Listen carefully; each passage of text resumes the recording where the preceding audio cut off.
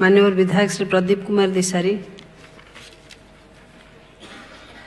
Honourable speaker madam, आपणकर माध्यम रे जणाइबा चाहे जो मो अंचल गोटे गुरुत्वपूर्ण रास्ता जहाँकि सिकेरकुपा ठारू जामपड़ा भाया लांजीवा रोड को जाइए से रास्तार टेंडर होता टेंडर है चूड़ांत भी होता किंतु गोटे ठिकादार हाईकोर्ट को द्वारस्थ हवा फल से अटकी थिला। वर्तमान हाईकोर्ट ता राय देइछंती एवं जो ठिकादार टेंडर पाई ता नारे सेटा कायम रहिला किंतु सरकार पाखे एग्रीमेंट होगापी वर्षे रु अधिका लाणी जाइए आज पर्यंत तार कौन एग्रीमेंट है ना कि जना पड़ी नहीं।